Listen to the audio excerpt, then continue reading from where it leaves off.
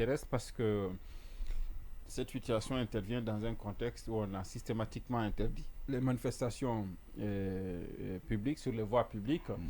Et les partis politiques ont la liberté de faire leur meeting. En tout cas, c'est l'explication qui a été donnée même par le gouvernement. Et à plusieurs reprises, le gouvernement s'est défendu et a défendu cette décision du CNRD en disant qu'il s'agissait d'une interdiction de manifestation sur la voie publique. Ça veut dire que si c'est à l'extérieur des sièges des partis politiques, ce n'est pas une manifestation autorisée.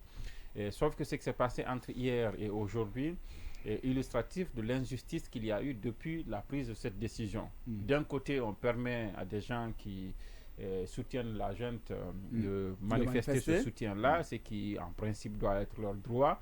Et de l'autre côté, on interdit ceux-là qui ont une voix dissonante, ceux-là qui ont autre chose à exprimer qui est contraire à ce que la junte fait. Et là, tout de suite, on se rappelle, même les dames ont été empêchées, il y a eu des personnes qui ont été interpellées. Effectivement, mais bien avant cela, bien avant ça, vous savez bien qu'il y a beaucoup d'autres manifestations qui ont été tuées dans l'œuf ici, avec le prétexte qu'il y a une interdiction systématique des manifestations sur la voie publique. Mais ça, c'est ces situations que les partis politiques et les autres organisations de la société civile qui ne conjuguent pas le même verbe avec les autorités en place, cette situation relance aussi le débat entre la junte et la CEDEAO. Vous savez que même au niveau de cette CEDEAO-là, il a été dit, même en acceptant ce qui a été présenté ici comme étant le compromis dynamique sur les 24 mois et les 10 étapes de la transition, la CEDEAO n'a jamais eu de cesse de rappeler l'exigence de tenir un dialogue inclusif, mais aussi et surtout et de laisser s'exprimer les droits et libertés des citoyens et des partis politiques, notamment celui à la manifestation. Mais jamais la junte n'a prêté une oreille attentive à cette réclamation-là, au point d'en faire véritablement une norme, l'interdiction, de faire de l'interdiction une norme. Désormais, en Guinée, c'est manifester dans la voie publique est devenu comme criminalisé. Et donc, c'est quand même interdit. Donc, je pense que c'est pas normal parce que en réalité, on ne peut pas faire une refondation dans ça. On bâillonne les gens en mettant la main sur, en les empêchant de s'exprimer, pendant que on laisse de l'autre côté hurler ces voix-là qui pensent que Mamadi Doumbouya est le meilleur, qui pensent que Mamadi Doumbouya doit rester éternellement président de la Guinée, qui pensent que cette injustice béante dans laquelle nous sommes est normale et qu'il faut l'encourager, pendant que des gens sont en prison pendant des années, on n'a rien contre eux, ils sont quand même maintenus en prison. Il y en a d'autres contre qui on n'a aucune charge, mais qui sont quand même séquestrés, parce que c'est le mot, ici, parce qu'ils sont empêchés de sortir et aller vaquer à leurs affaires ailleurs. Et je pense que ces situations-là, il faut au moins laisser les gens s'exprimer. Au moins. Je ne dis pas que les autres choses sont normales, le fait qu'on emprisonne des gens, on empêche à d'autres de sortir, on empêche des manifestations. Il y a beaucoup de situations qui ne sont pas normales, mais au moins laisser les gens la liberté de pouvoir dire ça et de pouvoir exprimer leurs besoins, parce que si l'idée de faire la refondation était sincère, on aurait plutôt encouragé ces manifestations-là pour que les gens disent effectivement qu'est-ce qu'ils pensent de chacun des sujets qui sont mis sur la table. Mais vous ne pouvez pas parler de refondation et que c'est vous-même qui portez la réflexion, c'est vous-même qui dites on est d'accord. Il n'y a personne qui doit avoir la liberté de dire nous ne sommes pas d'accord sur le fait qu'on maintienne X et Y en prison. Nous ne sommes pas d'accord sur le fait qu'on fasse ceci, qu'on fasse cela. Vous empêchez cela, mais vous allez faire des lois, vous allez faire des réformes qui sont en réalité fragiles parce qui n'auront pas été faites dans l'inclusivité, qui n'auront pas été faites dans la prise en compte des voix discordantes. Je pense que ça n'aide même pas au débat public que tout aille dans le même sens, que ceux-là de Cancan qui pensent que Mamadi Doumbouya est vraiment l'envoyé de Dieu pour sortir la Guinée de ce que c'est. Et on peut eux laisser la liberté de faire la manifestation. On me dira que le ministre de la Justice a ordonné qu'on fasse ceci, cela, mais c'est du pipeau. On a vu ici le conseiller du président président, même le conseil qui est proche du président, le conseil, je ne sais pas si c'est spécial ou personnel, comment ils ont appelé dans son décret, mais El Hadji Thierno Amadou qui est conseiller du président, on l'a vu organiser une manifestation sportive en soutien et il n'est pas allé seul, il est allé avec beaucoup de personnes. Après lui, pour ne pas que ce soit un débat de personnes, on a vu aussi, je pense à Kissidou, c'est toi, ou bien à Zérekoré, on a vu comme ça en forêt, un tournoi comme ça qui est lié au président de la transition. Au même moment, quand les jeunes sortent sur Bambeto Koza, on y va avec de l'eau chaude, on y va avec des gaz lacrymogènes, on y va même avec des balles réelles peut-être, parce que la justice n'a pas clarifié là-dessus. Je pense que c'est une injustice, mais qui n'aide même pas la transition, parce qu'en réalité, tout ce qu'elle va faire dans ces contextes-là, c'est quelque chose qu'on peut contester demain, parce que ça n'aura pas été fait dans l'inclusivité. Yacine, il y a Amadou Kendoumasso, par exemple, qui me dit ceci, il dit soutenir le CNRD ou son président pour une bonne réussite de la transition ne devrait pas être un crime, car le CNRD n'est pas un parti politique, mais plutôt un organe de transition. S'opposer au CNRD est une erreur politique. Est-ce que vous êtes d'accord avec lui quand il dit que ce n'est pas un crime? Soutenir le CNRD n'est pas un crime. Et ça, c'est une vérité. Il n'y en a rien dit de mal. S'opposer au CNRD ne devrait pas être une erreur, justement. Justement, c'est les deux volets. En fait, il aurait dû ajouter ça peut-être. Tu es libre. On est quand même libre de soutenir, où tout comme on n'est pas d'accord. Maintenant, disons, un semblant de liberté. Tu as quand même le droit de penser que le CNRD, c'est bon. Et tu soutiens ça. Tu as aussi le droit de penser que c'est mauvais. Et tu ne soutiens pas. Moi, tout ce que je dis, c'est que même Satan a des adeptes face à Dieu. Alors, pour revenir à la manifestation, ce qui s'est passé à Kankan et tout ça à Kaloum. Vous avez vu les images de Kankan? Il y avait combien de personnes? Est-ce que vous avez vu des gaz là-bas? Non. Est-ce qu'il y a de l'eau chaude? Est-ce que vous avez vu la police venir? Parce que si c'était contre Mamadi Doumbouya, des gens allaient être saccagés. On a vu quand il y a manifestation contre la mauvaise gestion de la transition, on voit, je veux bien savoir, ça s'est passé hier. Depuis aujourd'hui, est-ce qu'on a dit que les manifestations ont débordé? Est-ce qu'on a dit que des policiers ont été envoyés? Rien n'a été fait. Mais on a vu une première manifestation sous l'ère CNRD. Là que ça a été militarisé. Bien sûr. On a envoyé, vous voyez, c'est marqué Bata. Même là-bas d'ailleurs, les femmes qui ont manifesté pour le retour d'Alpha, on les a même enfermées. On a vu ce qui a été fait. Mais ici, qu'est-ce qui a été fait? On dit non, une enquête, j'ai demandé au procureur si... On attend. Il y a quand même, comme l'a dit l'article très complet de Guinée 114 sur la question, il y avait le maire de Kankan, il y avait quand même les directeurs préfectoraux et communaux de la ville de Kankan.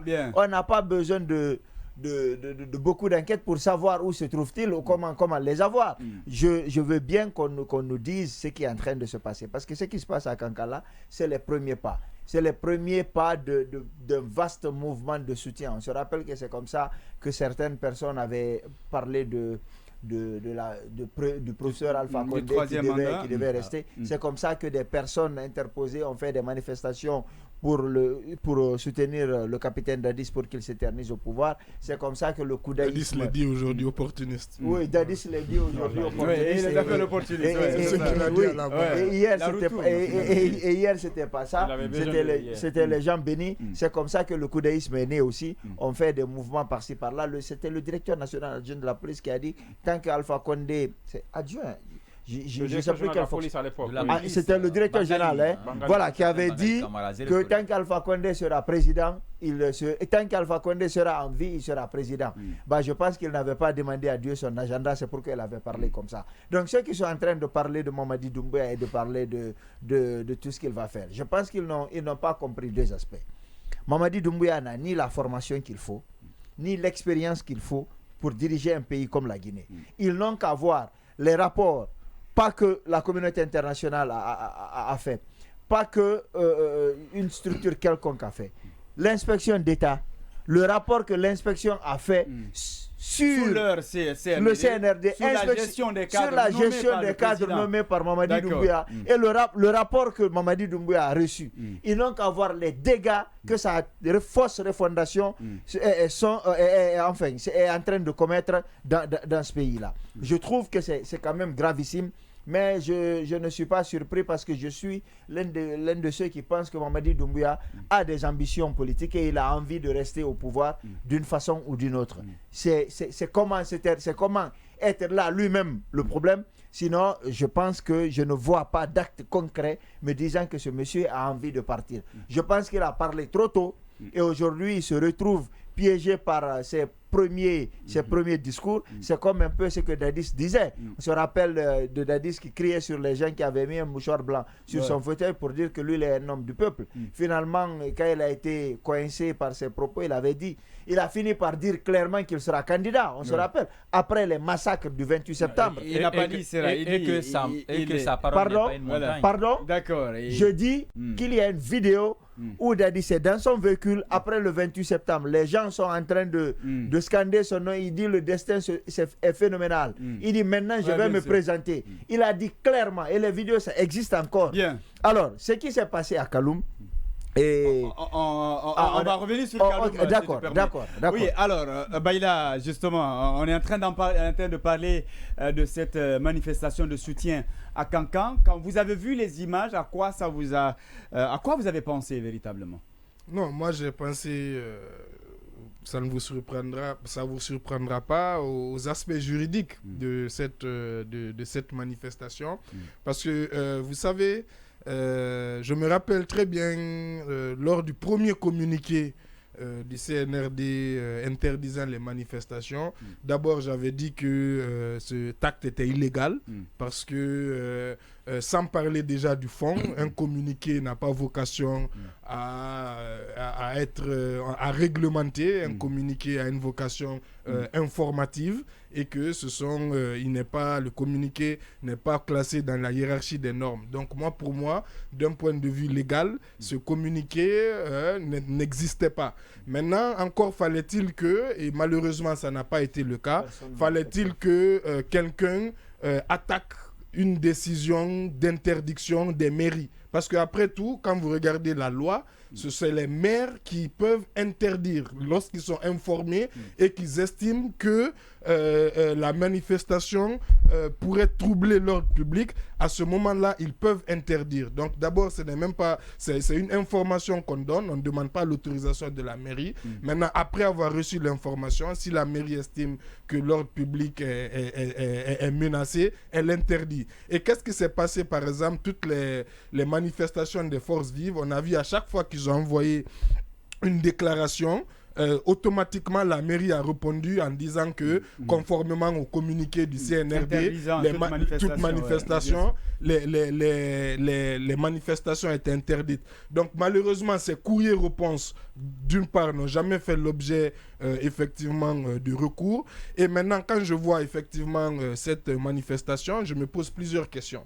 D'abord, j'entends dire que le maire était présent à cette manifestation. Ça veut dire donc je me pose la question. Donc je me pose la question. Oui, non, d'abord, étant donné qu'il était présent, la première question, est-ce que ceux qui ont organisé cette manifestation, conformément aux dispositions du code pénal en la matière, ont informé la commune de Kankan de leur volonté de faire cette manifestation? Ça, c'est ma première question que je me pose. Cette question, elle est déjà répondue. Comment? Comment ça, non, mais attendez. Sa présence et le fait que... Là, je parle vraiment de droit. Je parle d'acte. C'est différent. Écoutez. Comment il peut être au stade sans être informé? Non, parce que ce n'est pas... L'information juridique. Moi, dans mon raisonnement, ce n'est pas la personne du maire qui m'importe. C'est l'information donnée à la mairie, à l'autorité qui est censée. Et ensuite, c'est si l'autorité n'a pas répondu. Si l'autorité n'a pas répondu, n'a pas dit qu'elle interdit, ils peuvent considérer que comment on appelle, ils sont dans leur droit de manifester. Ça, c'est ce que dit la loi. Maintenant, effectivement, moi j'ai entendu... Maintenant, moi j'ai entendu effectivement le ministre de la Justice dire justement que si cette manifestation n'ont pas suivi justement les dispositions légales, que les personnes responsables seront poursuivis. Donc moi... Mais là, on se moque de qui? Quand lui lui-même, il emploie attendez, on se moque de qui? Est-ce que ça devrait même être... On sait combien de fois il est proactif. Ça n'a pas besoin de trop d'accord.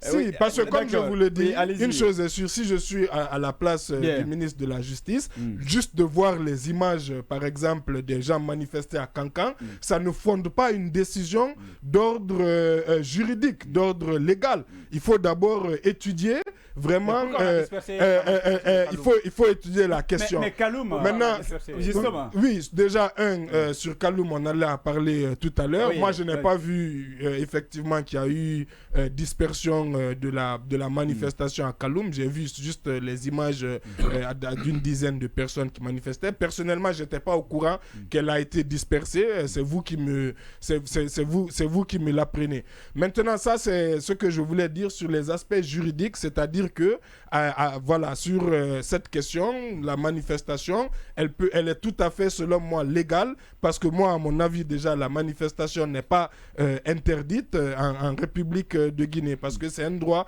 fondamental. Maintenant, effectivement, si une chose est sûre et certaine, si on laisse les mouvements de soutien manifester et qu'on empêche les mouvements, on va dire, de protestation se tenir, il y a clairement comment on appelle, une inéquité qui est en place. Et c'est pour ça que moi j'espère, parce que moi je crois justement à nos institutions judiciaires, j'espère qu'effectivement, suite à cette manifestation de Cancan, que le maire, y compris le maire et tous ceux et les organisateurs, répondront de la même manière comme on a poursuivi les organisateurs des manifestations des forces sociales. Je parle de Fonike Mengue et compagnie. J'attends ces jours à venir. J'ai bon espoir que les personnes qui ont organisé cette manifestation seront également poursuivies. Maintenant, si vous voulez, sur la question de la manifestation à Kaloum, moi je dis c'est bien qu'après c'est bien que finalement, non, c'est bien qu'après presque 2 ans d'inertie, le RPG se réveille, parce qu'après tout, c'est un parti politique qui était là, qui avait le pouvoir. Et depuis justement, non, mais attends, depuis 2 ans, le parti est dans une sorte d'inertie. Donc, le parti se réveille. On sait certainement sous l'impulsion peut-être des jeunes qui sont en contact avec le professeur Alpha Condé, mais après, pour ce qui est aussi de l'ampleur, quand même, ça reste encore à désirer, parce que les images que j'ai vues, c'était avec beaucoup l'impression quand même d'une manifestation plutôt marginale. Bien. Oui, non, on va permettre à ceux qui n'ont pas bloqué la parole. Non, tu vas intervenir. Je voudrais tu reviendras sur Kaloum.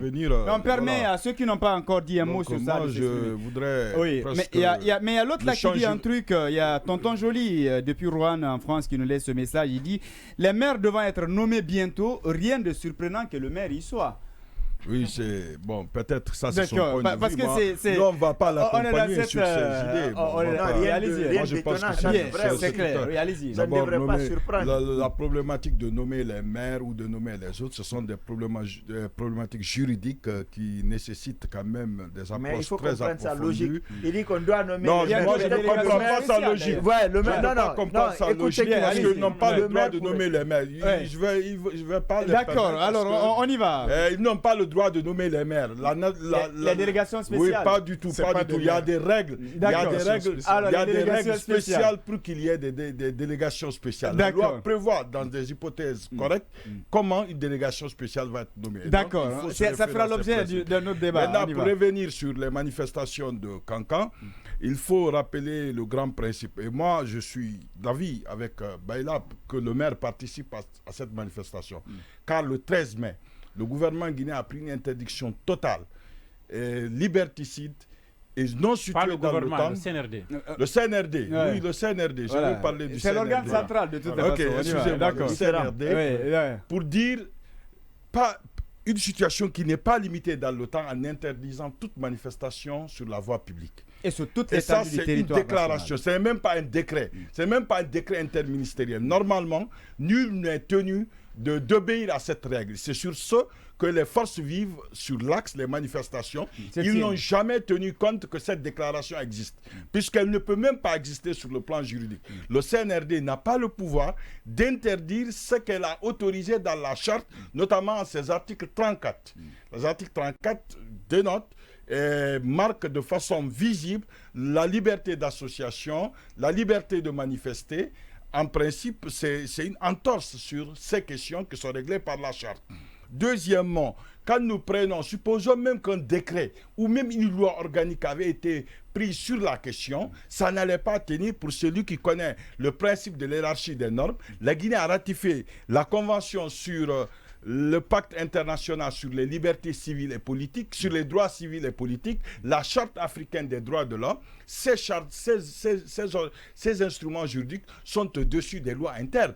Donc si vous regardez juste au niveau de l'article 21 sur les droits civils et politiques, ça consacre de façon claire le droit de manifester. Donc la Guinée ne peut pas l'interdire, même dans sa loi. C'est pas possible. L'article 11 de la charte africaine des droits de l'homme autorise aussi le droit de manifester. Donc sur ce sont des questions déjà réglées et ce qu'on peut quand même retenir sur un raisonnement qui n'est plus juridique, sur un raisonnement purement politique, c'est une aubaine qui est donnée aux autres partis de manifester aussi. Ça veut dire que l'interdiction de facto, bon, en fait, parce que c'était de facto, sur l'axe est levé. Ça veut dire que les forces vives, s'ils appellent demain, je pense que le CNRD va être cohérent, en acceptant les manifestations de Kanka, il va accepter de vouloir poursuivre les gens. Ils vont accepter aussi les manifestations contre l'opposition. De toute façon, qu'ils le veuillent ou pas, d'ailleurs, l'ONU a réclamé clairement le retrait de cette déclaration, pour ne pas que ça puisse faire une tache d'huile, pour ne pas que les gens pensent que c'est dans l'ordonnancement juridique, puisque Bell a rappelé qu'une déclaration ne fait pas partie de l'ordonnancement juridique, et de ce coup, il faut se référer. Et j'espère que sur le plan politique, la classe politique va se battre pour que nos droits de manifester soient maintenus. Le CNRD ne peut pas venir interdire les droits qui nous ont été accordés par eux-mêmes à travers la charte, par les engagements de la République de Guinée sur le plan international. Dans tout ça, c'est les organisations de droits de l'homme qui me déçoivent. Bien, d'accord. En Guinée. Il n'y a aucune organisation qui a été en justice contre ce communiqué pour dire. Non, on ne peut pas rester en justice. Non, ça n'existe même pas. Mais l'interdiction est. Les courriers, ça veut dire si les mairies s'appuient sur un communiqué pour interdire, ce courrier-là peut être attaqué. Oui, mais c'est systématique. Oui, mais c'est systématique. Mais l'acte du gouvernement ne peut pas, c'est une simple déclaration. Mais il y a des organisations de droits de l'homme qui sont là. Qu'est-ce qu'elles ont fait depuis? Elles ont fait toutes des déclarations. Amnesty International. Non, je parle de celles qui sont en Guinée. Mais là aussi, il faut relativiser parce que sinon, c'est leur faire un mauvais procès. On est dans un contexte, je suis d'accord avec vous, même le fait que les gens obéissent à cette décision qui est manifestement illégale, même ça, on peut questionner un peu leur courage en réalité. Mais nous savons tous que nous sommes dans un contexte quand même où il est un peu spécifique. Il y a les armes quand même. Vous oubliez au-delà des armes. Depuis le 5 septembre, voilà. Il y a au moins on utilise la force. Au moins 15 je dis, il y a au moins 15 de nos compatriotes. Moi, je ne comprends pas mon règlement. C'est pas ce que je dis. Il y a au moins 15 personnes, 15 de nos compatriotes qui étaient comme vous et moi le 5 septembre, qui étaient peut-être contents d'être libérés, mais qui sont quand même au cimetière aujourd'hui. Il y a ce contexte-là. Et ça répond aussi à ce que Baïla disait tout à l'heure quand il parlait du RPZ qui se réveillerait, mais le RPZ n'a jamais dormi. Vous savez que ce n'est pas la première fois que le RPZ tente de manifester. On se rappelle des jeunes au siège du parti. Mais c'est un parti Front National pour la libération du professeur Alpha Condé. Aujourd'hui, vous le savez, vous et moi, nous savons tous, sauf qu'on n'en parle pas. Mais vous avez vu ces leaders qui sont en prison, d'autres sont... D'accord. Il suffit juste moi, sur les droits de l'homme, la précision que je veux apporter, tu vas l'apporter en 30 secondes avant qu'il ne parle. Les gens doivent avoir le courage d'affronter tout ça, mais rappelons quand même qu'il y a un contexte quand même de répression qui est là. Alors moi, si tu permets, en 30 secondes, et même moins que ça, c'est que par rapport aux organisations nationales de droits de l'homme, je ne demande pas de faire des manifestations. Je demande de prendre ces actes et d'aller l'attaquer en justice. Personne ne va tirer sur personne parce qu'il est parti porter plainte devant les cours et tribunaux de pays. Personne n'a fait ça et c'est ce qui me déçoit. Voilà, allez. Pour Oscar. Cette manifestation qui s'est passée du côté de Kankan, moi je dirais simplement, d'ailleurs le ministre a parlé très tôt ce matin avant qu'il y ait cette autre manifestation du côté de Kaloum. Il disait que les organisateurs du côté de Kankan seraient poursuivis. Non. Et il est allé avec si il y a eu ça, s'il y a eu ça. Non, mais alors qu'on sait, il a l'info. Le maire va être poursuivi alors. Voilà. Vous savez, on te dit qu'il y a une délégation qui a quitté Conakry et qui serait de la présidence. Je vous donne certaines informations. D'abord, c'était une manifestation, c'était une manipulation manifeste, directe ou indirecte, du pouvoir central. Ça, je le dis en connaissance de cause. Parce que d'abord, les t-shirts que les manifestants ont portés, sur ces t-shirts-là, je crois, ces t-shirts ont été imprimés avec l'effigie du chef du président de la transition par l'OPG. Office guinéen de publicité qui a à sa tête notre OPG, excusez-moi, OPG, l'OGP, Office guinéen de publicité. À sa tête, notre frère aîné, Mandian Sidibé. On va fouiller dans ça. Oui, et on reviendra sur ça demain. Même si. D'accord. Mais ça ne doit pas étonner. Il faut dire que ton frère aîné, Mandian n'est pas de ma famille. Bien, d'accord. Non, mais ce que Oscar dit, ce que Oscar dit avant qu'il ne passe, ce n'est pas étonnant. On sait tous que le premier service, effectivement, qui a commencé dès le lendemain du 5 septembre à faire le retour du culte de la personnalité, c'est l'OGP. On se rappelle tous des affiches géantes au Palais du Peuple. Dès que le président prenait un acte, 2 jours après, on voyait une grande affiche avec ça. C'est vraiment... On va faire des enquêtes sur ça pour savoir quel est le niveau d'implication. Non, déjà c'est là. On a vérifié. C'est vérifiable. Continue. Parce que c'est que Baïla pour ce que je disais, ça c'est écrit OGP. Voilà, ça c'était écrit OGP. Mais là, vous parlez de la manifestation où le ministre dit il est en train de faire des si et c'est manifestations. Mais on a vu le même directeur général de l'OGP, la main dans la main avec le président du conseil d'administration qui est conseiller du président à Dinguiraye dans une manifestation aussi publique pour le soutien au président. D'accord. Mais est-ce que là, on l'arc de bienvenue. Oscar va continuer. L'arc de bienvenue à Cancan, c'est l'OPG, l'OGP, ok, c'est l'OGP qui le fait avec Maya. Donc, ça aussi, cette marche à Cancan serait juste un test. Parce qu'on apprend très bien, avec des sources vraiment très sûres, qu'on est en train de préparer l'an 2 de la prise au pouvoir du CNRD. Et on veut profiter pour faire des grandes annonces. Non, du côté de Sigiri. Il y a même des préparations en ce moment même du côté de Cancan. Parce que, souvenez-vous, quand j'étais venu ici, après la fête après la mamaya de Cancan, je pensais que le président est allé au moins faire plus de 3 nuits à Cancan pour la mamaya. Et il était prévu un jour qu'ils viennent à Sigiri également. Donc les jeunes, les organisateurs avaient imprimé aussi des t-shirts. Plus de 5000 et quelques, des milliers de t-shirts ont été imprimés. Mais malheureusement, on ne sait pas pour le candidat du président de la transition, il n'est pas venu. Mais je crois qu'ils sont en train de se préparer actuellement, activement pour que l'an 2, le 5 septembre, l'an 2 de la prise, l'an 2, coup d'État, soit célébré du côté de Cancan. Donc c'est un test. Parce que Sigiri ou de Cancan? Du côté de Sigiri. Du côté de Sigiri. D'accord. Et n'oubliez pas, la jeunesse de Sigiri est tellement désespérée. Et encore, j'avais souligné ça ici, là, j'ai même salué un acte du gouverneur après la fête de la mamaya qui partait de grain en grain au moins pour consolider parce que simplement l'équipe de la présidence qui était à Cancan n'était pas satisfaite de l'accueil. Et là, Mandian l'avait dit encore. Ouais, de l'accueil et de tout ce qui s'est passé. Donc, il y avait des jeunes qui étaient vraiment hostiles. Et moi-même, ça sont malentendus, même avec la notabilité de Cancan. Je crois que j'avais énuméré ça ici dans une émission. Mais toutes les doléances que la notabilité avait fait, je crois, certaines doléances ont été acceptées. Par rapport, par exemple, la libération des jeunes qui ont manifesté. Des jeunes au cours de laquelle ces jeunes-là sont allés brûler son effigie au carrefour de Komarala. Ouais. Et le lendemain le lendemain, ces jeunes ont été interpellés, ils ont été jugés, condamnés à une lourde peine. Et ces jeunes ont été libérés nuitamment. Jusqu'à maintenant, là, nous ne connaissons pas sur quelle base juridique les juristes sont là. Mais si vous êtes arrêté illégalement, c'est pas mal qu'on vous libère illégalement aussi. Non, quand je vois la communication qu'il dit, si c'est ça le cas, c'est bien sûr inquiétant parce qu'on en fait finalement une règle. Un moyen de pression. Vous avez vu que quand le ministre de la Justice pourtant est allé sortir les Fouriké Mangué, ça a fait scandale ici. Ça fait que les gens ont dénoncé. Mais si cela est en règle désormais, un préfet, un gouverneur peut aller en prison, sortir les gens de la prison. Si je dis bien si c'est le cas, mais ce serait quand même un parce que rappelez-vous des crises de 2007-2008, c'est quand le